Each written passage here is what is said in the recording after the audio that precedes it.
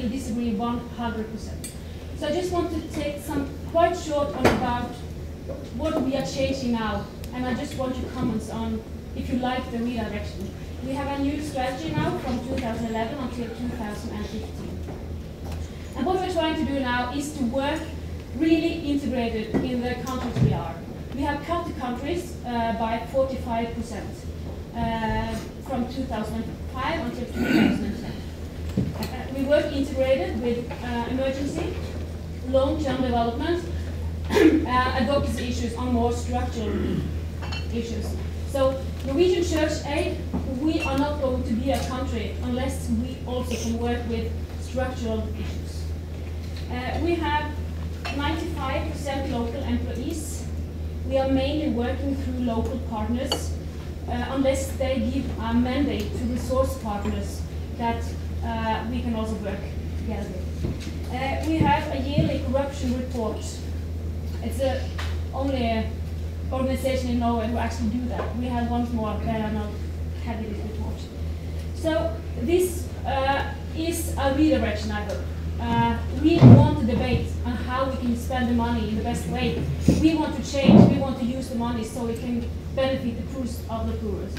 So my short question is, what do you think about this kind of redirection?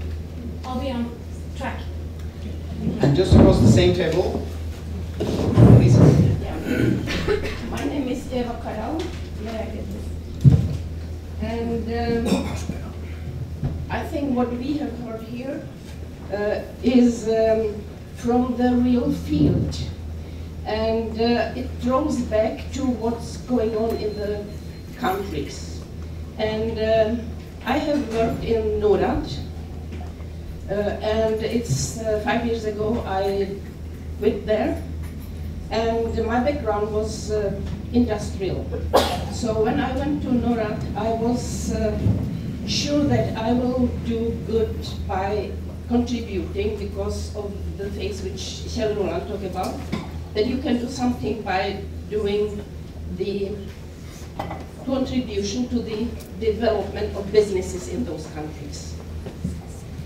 My experience changed very quickly, and what I would like to focus on is not only what's going in those countries where we are working, but what's going on in our own countries.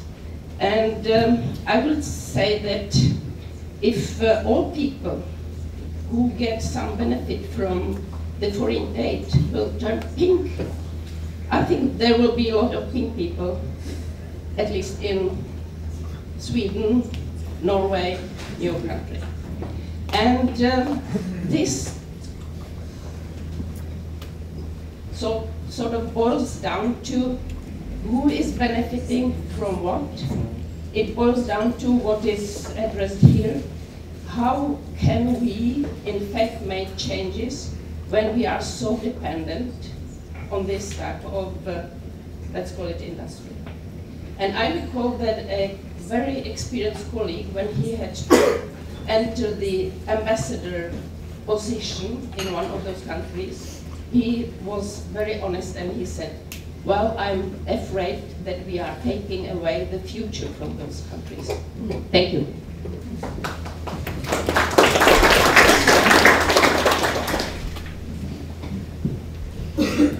Morning, I'm Øyvind Eggen, working at NUPI, Norwegian Institute for International Affairs, where I'm doing research on the impact of foreign aid on governance.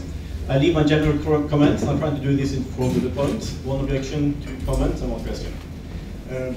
The objection is against the way you talk about Africa. Last time I counted Africa, there were 10 countries in Africa having violent conflict. The other, almost 40, more than 40 if you include Northern Africa, are quite peaceful, quite stable, and they have governance corruption levels that are just as good or better than the average Asian country. That observation. 2 comments. I think you are missing out a lot, not only diversity within a community, but changes over time. In particular, last decade, I think things have changed a lot. The other comment is that, although I think this kind of critique is very important, the more extreme versions of this stream of aid critique seem to me to require a large conspiracy involving thousands of Norwegians and tens of thousands of others keeping some secrets or being terribly naive. It's just an interesting thought, since I know quite a few of them. And I'd like to comment on that. Why? Yeah, I'll leave that as a comment. That conspiracy, is that there? Or, the question is, comparing with private companies working in similar contexts that are also involved in bribery or similar transactions, and in supporting local elites, political development, following war perhaps, or at least they are often accused of doing that. What is the difference between the expectations to a private company as opposed to an aid agency?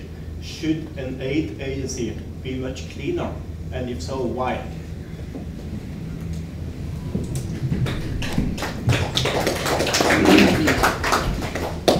I would have loved to hear more of you in the plenary, but I think it's probably also, to be frank towards you, good to give them an opportunity to round up, because we have challenged them, and in order to do that and keep the agreement of rounding up in just about 5 to 7 minutes, then you know that you don't have a lot of time, and I can assure you that this will not be the last time Steve Dunn invites to a talk on Norwegian and international development policy, so we will be back with the same topic, definitely.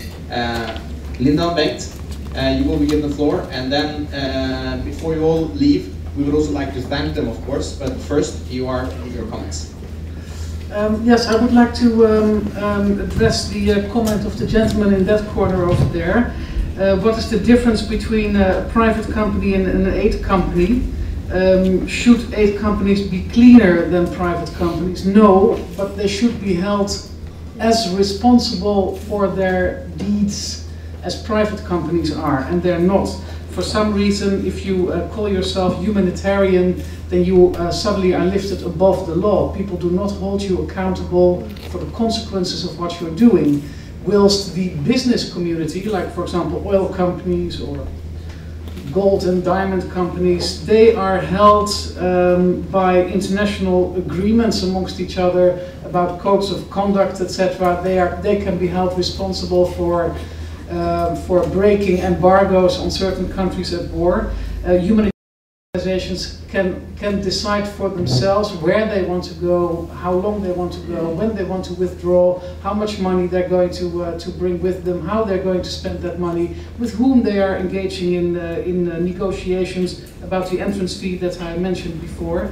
I believe that aid organizations should be held responsible and should be held on a leash like private companies are doing. So there is no difference, as far as I'm concerned, between private companies and aid companies. Should they be cleaner? No, but they should be held as responsible as everybody else. This has been so interesting. I love this. You know, it's so encouraging to meet an audience like you who are really interested in discussing these things, because I think we really need to talk about our relationship with Africa and African countries, because we have such an impact on what is happening in Africa, and we have such a great responsibility, and we really need to consider closely what we are doing. The main idea with my book really is to highlight how foreign aid is financing wars in Africa, and how foreign aid also is